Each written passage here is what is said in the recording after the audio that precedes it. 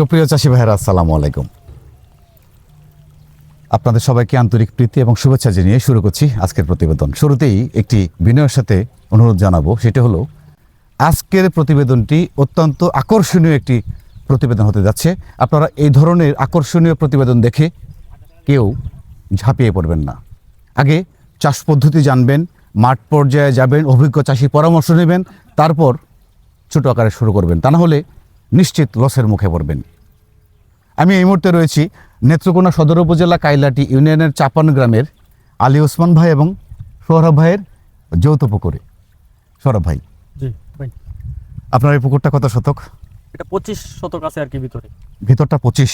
জি জি। আপনার তো এটা রেণু থেকে চাষ না? হ্যাঁ, রেণু থেকে চাষ।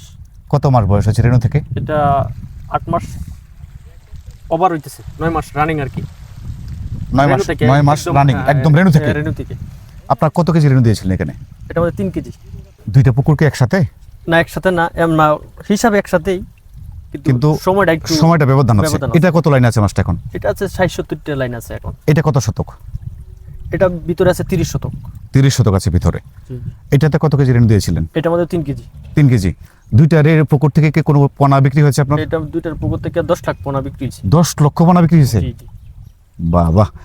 তাহলে এই পুকুরে আপনার খাবারের হিসাব আছে কোনো?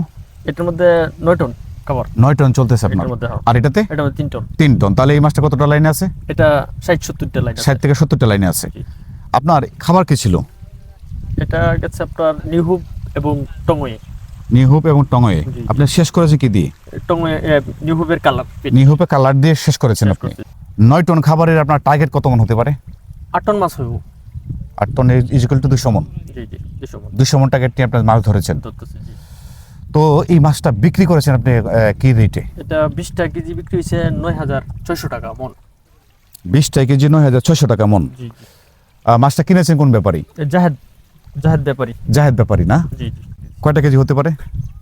এটা এটা আনুমানিক গ্রেড করছিলাম তো 12টা কেজি আইছে, 11.59। তার মানে আপনি ট্রায়াল করে ফেলছেন আগেই। 12টা কেজি হলে তো আপনার নিজ গ্রেড কয়টা দিবে আপনাকে? যে পর্যন্ত আসে আর কি, মানে যে পর্যন্ত যায় সে পর্যন্ত দিবে? এই পর্যন্ত। এইভাবেই কথা? এইভাবেই কথা। বাহ, সুন্দর একটা হিসাব। জাহেদ ব্যাপারী অবশ্য এই ব্যাপারে আবার ঠিক আছে, উনি আবার গ্রেড নিয়ে খুব মানে পারাপারি করে না। নিজ নিজ গ্রেডে যে কটা পায় সে কটাই চাষিকে দিয়ে দেয়। মানে বাঁচলে যে পর্যন্ত নিচের দিকে আসে ওই পর্যন্তই দিবে আর কি, এইভাবেই আলাপ। এইভাবেই কথাবার্তা। জি জি। আপনার এই পুকুরটা গভীরতা কতটুকু আছে এটার? গভীরতা এটা কম, 5 ফিট। 5 ফিট। 5 ফিট গভীরতাকে মাছ চাষটা উপযুক্ত বর্তমান সময়ের জন্য? বর্তমান সময়ের জন্য উপযুক্ত না, বেশি হইলে ভালো, কিন্তু এটা তো আগেই এভাবে খনন করা ছিল, এই জন্য এইভাবেই হইছে আর কি। আচ্ছা, আপনি তো যৌথ চাষে এসেছেন আলী ওসমান ভাইয়ের সাথে, তাই না? জি, জি। এই যৌথ চাষে আসার উদ্দেশ্যটা কি একটু বলবেন? উদ্দেশ্যটা তো এই যে ভাই ভালো বুঝে আচ্ছা। সব কিছু মেনটেন করতে পারে। হুম। আমার না আসলেও চলে, সপ্তাহে একদিন আইছি বা 4-5 দিন 7 দিন একদিন আইছি আর কি। আর সব কাজ উনি করছে, অর্থাৎ পরিচালনাটা আপনি করেছেন, আমি আর করছি, আর সব গায়ে গতরে পরিশ্রমটা টোটালটাই আলী ওসমান ভাই করেছে। বড় ভাই করছে সবটাই। সুপ্রিয় চাষি ভাইরা, সৌরভ ভাই অত্যন্ত পুরাতন এবং দক্ষ একজন চাষি। আপনারা ইতিমধ্যে সৌরভ ভাইয়ের অসংখ্য প্রতিবেদন দেখেছেন। সৌরভ ভাইয়ের চাষে আসার পর থেকে অদ্যাবধি পর্যন্ত ওনার একটি পুকুরও মিস্টেক হয় নাই, না, তাই না? একটা পুকুর সম্ভবত বন্যায় আপনার ভাসিয়ে নিয়েছিল, বন্যায় গেছিল, এটা নদীর পারে। নদীর পারে, হ্যাঁ। একটা পুকুর ওনার বন্যায় ক্ষতিগ্রস্ত হয়েছিল, এছাড়াও এখন পর্যন্ত একটি পুকুরে কোনো রকম ক্ষতি ওনার হয় নাই। সবগুলো পুকুরে উনি সফলভাবে উত্তোলন করেছেন। এই সৌরভ ভাই এই বছর থেকে উনি ব্যবসাটার একটু প্যাটার্নটা চেঞ্জ করেছেন, অর্থাৎ উনি পুঁজি দিচ্ছেন, যারা চাষে যুক্ত হতে চান তাদেরকে উনি চাষে যুক্ত হচ্ছেন। অর্থাৎ আলী ওসমান ভাই শুধুমাত্র পরিশ্রম করবে, এই পুকুরগুলোর মালিক হচ্ছেন আলী ওসমান ভাই। উনি শুধু পরিশ্রম করবে, আর অর্থনৈতিক সাপোর্টটা যেটা লাগে এটা পুরোটা দিচ্ছেন সৌরভ ভাই। আর এটা হলো আমাদের এখানকার একটা প্রথা, সবাই এইভাবে চাষটা করে মূলত। যেমন সৌরভ ভাইয়ের এবছর পুকুর কটা রয়েছে আপনার? 15টা। 15টা। টোটাল আপনার খাবার গেছে কত টন এই পর্যন্ত? 114 টনের মতো অলরেডি চলে গেছে। বাহ বাহ, তাহলে তো আপনার প্রায় 1.5 কোটি টাকা বিনিয়োগ হয়ে গেছে। হ্যাঁ, এরকম হয়ে গেছে। মাছ কি এই বছরের এইটাই প্রথম বিক্রি? এই সিজনের এইটাই প্রথম। এই সিজনে এটাই প্রথম? এটা শেষ করে আবার একটা এই যে বাজারের সাথে আছে ওইটা ধরবেন? ওইটা ধরবো। অর্থাৎ এখন আপনার মাছ বিক্রি শুরু? হ্যাঁ, এখন প্রতি সপ্তাহে সেল করি। 14টা পুকুরে সবগুলো পুকুর আপনার ভালো আছে? সবগুলো, হ্যাঁ। এই বছর কিন্তু রোগবালার একটু প্রকোপ দেখা দিয়েছে বৃষ্টি বাদলের পর। শিলা বৃষ্টি হয়েছে। এই জন্য আপনার কোনো পুকুরে কোনো সমস্যা হয়েছে কি? না, সমস্যা হয়েছে না। পেট ফোলা, বদহজম? বদ্ধজম হইলে তো চিকিৎসা আছেই। টুকটাক বদহজম হচ্ছে বদ্ধ হজম হয়েছে, এই যে আমাদের শিলা বৃষ্টি টিষ্টি পরপর। আছে। আর ক্ষত রোগ হয়েছে এ পর্যন্ত? না না, এই ধরনের রোগ হয় নাই? না না অর্থাৎ কোনো সমস্যা মুখোমুখি এখন আপনি পড়েন নাই? না না না পেট ফোলা বদহজম ছাড়া আর কিছু না? না, আর কিছু হয়েছে না। এখন পেট ফোলা বদহজমের ক্ষেত্রে দেখা যায় পুকুরে চাষকালীন সময় 1টা 2টা 3টা করে মাছ কাটে, কাটে, হ্যাঁ। তাই না? অস্বাভাবিক, যেটা কোনো লক্ষণ নাই, ক্ষত চিহ্ন নাই, কোনো সিমটম নাই, মারা যাচ্ছে। এমনিতেই এটা তো পেট ফোলা, এটাই এটাই, তাই না? এটাই এটা তো পেট ফোলা বদহজম। আচ্ছা, আমরা যাব চিকিৎসা আলোচনায় পরে যাব। এই যে 2টা পুকুরের পোনা আপনি বললেন বিক্রি করলেন প্রায় 10 লক্ষ, হ্যাঁ 10 লক্ষ পোনা বিক্রি হয়েছে এটা। তাহলে কি আমি বলবো যারা চাষে যাবে তারা কি রেনু থেকে চাষে গেলে ভালো হবে? হ্যাঁ, রেনু থেকে চাষে গেলে তো ভালো। এটা একটা পোনা বিক্রি করতে পারলে একটা সাপোর্ট হয় আলাদা। যেমন যেমন আমি 2টা পুকুরতে প্রায় 5 লক্ষ টাকার মতো পোনা বিক্রি করছি। হুম, এটা একটা তো অনেক বড় সাপোর্ট। বড় সাপোর্ট। তাছাড়া দেখা যাচ্ছে যে 5 লক্ষ টাকা খাবার খাওয়ানোর পরে 2টা পুকুর আপনার সেফ জোনে চলে আসবে, সে চলে চলে যাবে, হ্যাঁ তাই না? মোটামুটি লাইনে মানে ঝুঁকিটা শেষ। ঝুঁকিটা শেষ। 5 লক্ষ টাকা খাবার খাওয়ানোর পরে তো আপনার ঝুঁকি মোটামুটি শেষ পর্যায়ে চলে যায়। জি, জি। তো এই অবস্থায় আপনি বলছেন যে যারা রেনু থেকে চাষে যাবে তারা ভালো করতে পারবে, ভালো করতে পারবে। তাই না? এই একটা দিকও তো তোকে ভালো আছে। জি। আরেকটা বিষয় হলো যে পোনা কিনতে গেলে তো অনেক সময় পোনাটা আসলে অনিশ্চয়তা থাকে। পরিচয়টা আপনার যে কেউ কাছ থেকে পোনা কিনলে তো আপনি চাষ করতে পারবেন না, না, ভালো পোনা নাও হতে পারে। নাও হতে পারে। আর আমরা তো হচ্ছে আপনার নিজেরা যেহেতু চাষ করি, এইগুলো 2টা পুকুর থেকে আপনার 10 লাখ পোনা বিক্রি করার পরে এইগুলো মাছ আপনারা চাষে রাখছেন, হ্যাঁ। রাখছি। তাছাড়া আরেকটা বিষয় আছে, আপনারা যে পোনাটা আপনি করছেন, আপনি তো এটাতে চাষে যাবেন, আমি চাষে যাই নিজে। এটা আপনার যত্ন সহকারে পোনাটা তৈরি করেছেন।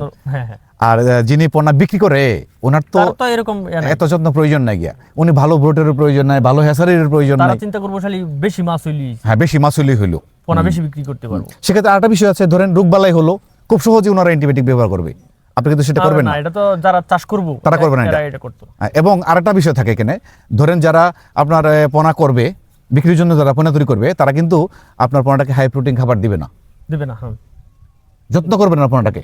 হ্যাঁ, আপনি কিন্তু পোনাটাকে ছোট থেকে হাই প্রোটিন খাবার দিয়ে আপনি মাছটাকে আস্তে আস্তে বড় করেছেন, হ্যাঁ, যাতে কোনো রকম ত্রুটি বিচ্যুতি না রাইট, থাকে, এভাবে রোগ প্রতিরোধ ক্ষমতাটা যেন বাড়ে। বাড়ে, হ্যাঁ। আর যারা পোনা বিক্রি করবে তারা কিন্তু কাজটা করবে না। করবে না, হ্যাঁ। আরেকটা বিষয় হলো, আপনি যখন পোনাটা যে আপনি তৈরি করলেন, আপনার পোনাটা চাহিদা বেশি হবে, চাহিদা বেশি হবে, হ্যাঁ। আর যারা পোনা বিক্রেতা এদের পোনা চাহিদা কম। কম। ধরেন আপনি সৌরভ ভাই আছেন, আপনি যদি আপনার পুকুরের জন্য পোনা কিনতে হয়, সেই পোনাটা আরেকজন পুরাতন চাষির কাছ থেকে কিনবেন, কিনবে, হ্যাঁ। তাই না? যারা পোনা বিক্রি করে তাদের কাছ থেকে কিনবেন না, না, ঠিক কিনা? ঠিক ঠিক। আর যারা চাষে যাবে নতুন করে, তাদের ক্ষেত্রে রেনু থেকে চাষে যাওয়াটাই বেটার আপনি বলছেন। হ্যাঁ, বলো। আলী ইসলাম ভাই, জি ভাই। আপনার তো অনেক পরিশ্রম রয়েছে এই পুকুরগুলাতে। জি, এই পুকুরটিতে আপনার এটা কততম ব্যাচ? এটা তৃতীয় তৃতীয় ব্যাচ। তৃতীয় batch এর আগে 2টা ব্যাচ আপনি করেছেন। করেছি। এই সৌরভ ভাইয়ের সাথে যৌথ এসেছেন তো এটাই প্রথম? এটা প্রথম। এটা প্রথম, তাই না? আপনার এই পুকুরগুলোতে আপনি খাবার কত টাইম দিতেন? আমরা তো 2টা বেগাবা দিচ্ছি, 2 টাইম, সন্ধ্যার ভোরাতে। সন্ধ্যার বরাতে। সন্ধ্যাটা কখন? সন্ধ্যার পর, সন্ধ্যা হইলো মাগরিব নামাজের পর। মাগরিবের নামাজের পর। আর ভোরাতেটা? পরে তো এই আজানের আমি প্রায় কাটিয়ে দিই, আজানের পরে কাটিয়ে দিই। এটা ভেবে অভ্যাস করেছেন আমি আপনি? অভ্যাস করেছি। আপনার যে পানিটা আপনি দেন, এই পানিটা কি আয়রন আছে পানিতে? না, আয়রন নাকি। পানি কি পরিমাণ দিতে হচ্ছে? পরে ডেইলি দৈনিক পানি দিছি, আর বিকালভাবে প্লান্টন দিয়ে ময়লা সাফ করে রাখছি। প্লান্টনটা কিভাবে ব্যবসা করছেন আপনি? প্লান্টন এই যে প্লাস্টিকের দড়ি করিয়া মধ্যে এক কান্দি দিয়ে, আমার এক ভাই আছে, এই বাইরে লইয়া এটা পানি অভ্যাস করে আপনার ভাই না? জি, জি। উনিও সহযোগিতা করেছেন অনেক। আসেন আসেন আসেন, এদিকে আসেন। উনিও সহযোগিতা করেছে আপনাকে। জি। তো এই আপনারা দুজনে মিলে এই কাজটা, দুজনে মিলে বাইরে লইয়া এটা করছি। কি নাম আপনার? আবুল কাসেম আবুল কাসেম। আপনার অনেক পরিশ্রম আছে এখানে, হ্যাঁ? আছে। এই ময়লা দেওয়া হয়, ময়লা ড্রেন দেওয়া যায়, আচ্ছা, হাত দেওয়া হয়েছে, হ্যাঁ। এটা দেওয়া হয়, আচ্ছা। টানে টানে। আপনি কি এই আপনার এই পুকুরে কি কখনো রোগবালাই হয়েছে? না, রোগবালাই হয়েছে না? কিছু হয়েছে, ওষুধ দিয়েছি, ভালো হয়ে আছে। টুকটাক সমস্যা। টুকটাক সমস্যা। কয়টা কেজি হবে আপনার মাছটা যে আজকে বাছাই করা হয়েছে? 12টা 12টা, 12টা। তাই না? আজকে কত মন নিবে? 95। 95 মন নিবে আজকে। হ্যাঁ, বাকিটা কিভাবে দিবেন? কালকে কত মন দিবেন? কালকে হ্যাঁ, এই ভাই এভাবে দিবেন? কালকেও নিবে? হ্যাঁ, কালকে নেবে। ফাইন, খুব ভালো লাগলো ভাই। আচ্ছা, ধন্যবাদ আপনাকে। হ্যাঁ জি, ঠিক আছে। আরে শোনো ভাই, জি ভাই। খাবারের সাথে আপনি কি কি মেডিসিন ব্যবহার করতেন? খাবারের আমি খাদ্যের সাথে মেডিসিন কমই ব্যবহার করি, কারণ আমি খাদ্যের পরিমাণ লোড কোনো খাদ্য দিই না। পরিমাণ মতো খাবার দিন, খাবার পরিমাণ অতিরিক্ত খাবার দিচ্ছেন না? আমি খাদ্য খাবার দিচ্ছি না। এই কারণে হলো আমার এই যে ওষুধ কম লাগছে কম আপনার লাগছে শুধুমাত্র পেট ফোলা বদহজমের জন্য বায়োজেম এইগুলো প্রয়োজন হয় হয় ব্যবহার করছি। এনজাইম এগুলো ব্যবহার করছেন তাই না? ব্যবহার বাছাই যে কাজটা আপনার চলতেছে, বাছাই কখন থেকে শুরু করেছেন? বাসাই করছি 11টা থেকে শুরু করছি। সকাল 11টা থেকে শুরু করেছেন। 11টা। এক টান দিছেন না দুই টান দিছেন? একটা এক টান। অর্ধেক পুকুর না পুরো পুকুর দিছেন? এই অর্ধেকটা লিয়ে দিছে, একটা দিছে। অর্ধেকটা পুকুর নিয়ে টান দিয়েছেন অর্ধেক। না? আপনার এখানে 25 পুকুরে যদি 200 মণ মাছ হয়ে যায়, জি। পুকুরের গভীরতাও যেহেতু কম, তাহলে তো এটা একটা বিস্ময়কর অবস্থা।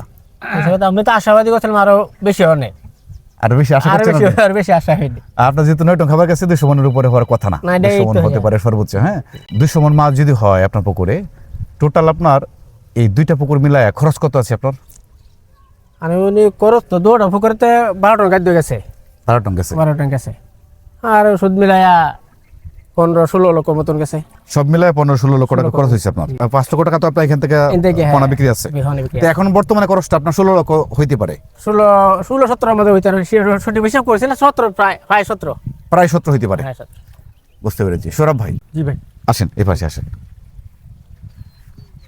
বর্তমান বাজারের যে ধস নেমেছে, এই বাজার সম্পর্কে একটু আইডিয়া দিবেন যে বাজারটা এতটা খারাপ হওয়ার পেছনে কারণটা কি? বাজার তো আপনার যে বৃষ্টি হুম 15-20 দিন যাবত এক কাতারে বৃষ্টি হইতেছে, হুম এই বৃষ্টির কারণে তো আপনার চতুর্দিকে আপনার রোগবালাই দেখা দিচ্ছে একটু বেশি, হুম।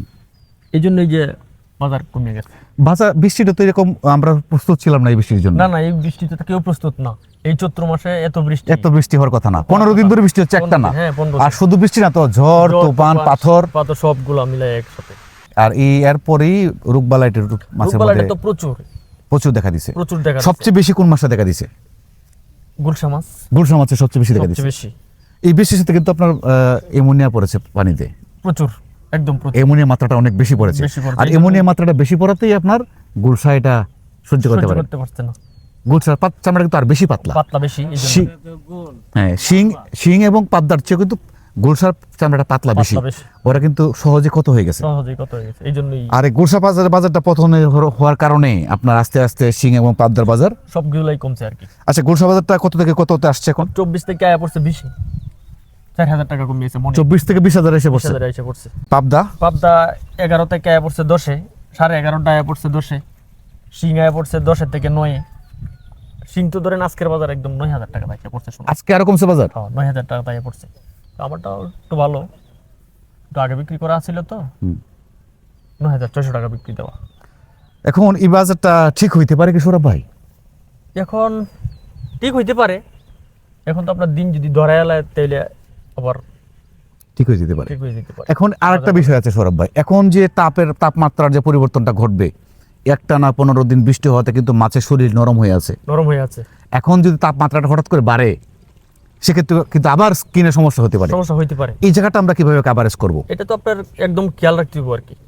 পানি দিতে হবে বেশি করে, পানি বেশি দিতে হবে, আবার এই পানির পিএইচ টিএস যা আছে মাপ দিয়ে রাখতে হবে, মাপ দিয়ে রাখতে হবে, এবং গ্যাস কিরকম স্যালাইন আছে, টেলাইন দিতে হবে পুকুরে। স্যালাইন দিতে হবে, কারণ এখন তো গরমের তাপমাত্রা বেশি বাড়বে। হ্যাঁ, বাড়বে। এবং এই বৃষ্টিতে কিন্তু আপনার অক্সিজেন ফল করছে অনেক পুকুরে। অনেক করছে, অনেকে তো আপনার রাত্রে জাগে না, তো যারা রাত্রে জাগে এরা বলতে পারে এরা বলতে পারে পুকুরের পরিবেশটা কি হয়। পরিবেশটা কি। কারণ আমি তো 3টা 3:30টার মধ্যে পরে আমি ঘুমাই, এর আগে ঘুমাই না তো। আর সবাই ঘুমাই যায় বেশিরভাগ মানুষ। আপনার ব্যবসা কেন্দ্র কি অবস্থা? ব্যবসা কোনটা ভালো আছে? ভালো চলতেছে আলহামদুলিল্লাহ। সুপ্রিয় চাষী ভাইরা, সৌরভ ভাই একটা মূল্যবান কথা বলেছেন। অনেকে কিন্তু মাছ চাষ করে রাত্র জাগে না, রাত্র আপনাদের জাগতে হবে। রাত্র জাগলেই আপনার চোখে ধরা পড়বে, আপনার পুকুরে কোনো সমস্যা মাছ থাকলে রাতে সেটা ধরা পড়বে, রাত্রে ধরা দিনে আপনি ধরতে পারবেন না। না, দিনে ধরার সুযোগই নাই। না। ধরেন একটা মাছ অসুস্থ হইলো, এই মাছটা যদি একটা মাছ অসুস্থ হওয়ার পরে আপনার চোখে পড়ে, তাহলে আপনি কিন্তু পুকুরটা আপনি কম ওষুধেই কাভার করতে পারবেন। আর যখন সেটা ছড়ায় যাবে, তখন কিন্তু ওষুধের মাত্রা বেশি লাগবে, ওষুধে কাজও লাগবে না, না কাজে সহজে ধরবে না, এরপরে আপনার ঝুঁকিতে পড়ে যাবে, আপনার পুকুর সম্পূর্ণ ঝুঁকিতে পড়ে যাবে। এই জন্য রাত্র আমরা যারা ক্যাটফিশ যারা চাষ করি, আমরা একটু রাত্র জাগবো। রাত্র জাগলে কিন্তু আপনি রোগের সিমটমটা খুব সহজে ধরতে পারবেন। তো সৌরভ ভাই, এখন তো আমাদের অপেক্ষার পালা, জি 200 মণ হয় কিনা, জি হয় কিনা, তাই না? না বিশ্বাস হয়ে যাবে, হয়ে যাবে ইনশাল্লাহ। হয়ে যাবে। আর শেষ প্রতিবেদন আলোচনা কিন্তু আমি একটা করব। হ্যাঁ, আর শেষের সময় আপনি আমাকে জানাবেন। সুপ্রিয় চাষী ভাইরা, আমরা দেখব এখন শেষ পর্যন্ত এই পুকুরের রেজাল্টটা কি হয়। সৌরভ ভাইয়ের 14-15টা পুকুর, সবগুলো পুকুরই মাছ প্রায় বিক্রি উপযুক্ত। এই পুকুরের মাছটা একটু ছোট, বাকি সবগুলো মাছই বিক্রি উপযুক্ত।